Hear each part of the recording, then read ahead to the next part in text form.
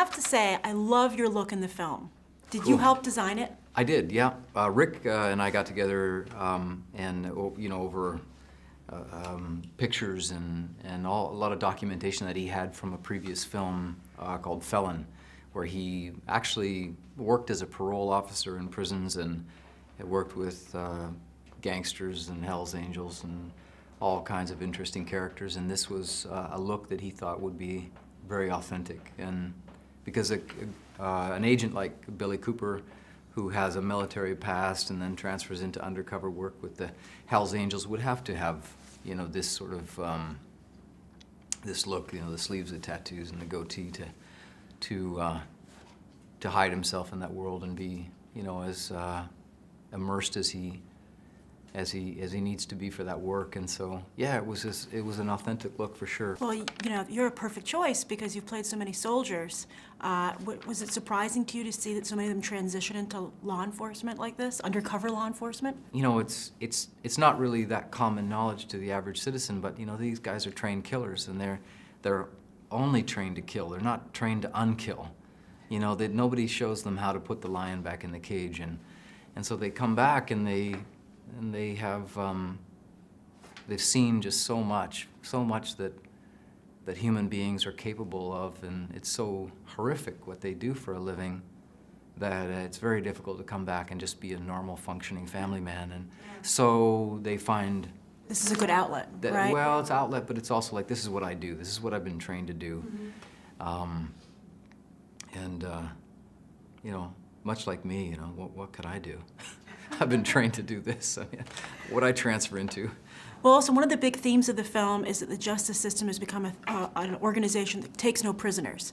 And your character helps really portray that. But yet you made him very sympathetic. How did you break it down? Well, he's been obviously desensitized by this life that he's led. And so he tries to distance himself emotionally from an undercover informant like John, Dwayne's character, and just doesn't want to engage, doesn't want to be swept up into this intricate web of lies that is created by the whole system of the mandatory minimum sentencing, where an informant like this has to go undercover and use coercion and lies and manipulation to achieve his goals. And the U.S. Attorney's Office is doing the same thing. They're coercing him, and they're coercing me, and everybody's lying to everyone else, and that's really the problem with the system. And so Cooper, he's wrapped up in this, he's caught up in this, but he has to kind of, remain impartial until he sees that John is so far down the rabbit hole, has invested himself so deeply, and really has all of their lives in the balance. He realizes that this guy's serious, and I need to help him. Last question, okay? What was it like telling The Rock what to do? Yeah. Well, I often tell this story that I'm 170 pounds soaking wet, and he's massive. He's Mount Rushmore, and you have to kind of put him in his place, and that was only possible because he was so invested in his character, who is this humble, average American dad and is just completely out of his depth. And so, it's a two-way street. He knows that Cooper's in charge and that he is totally out of his element as the character he's playing.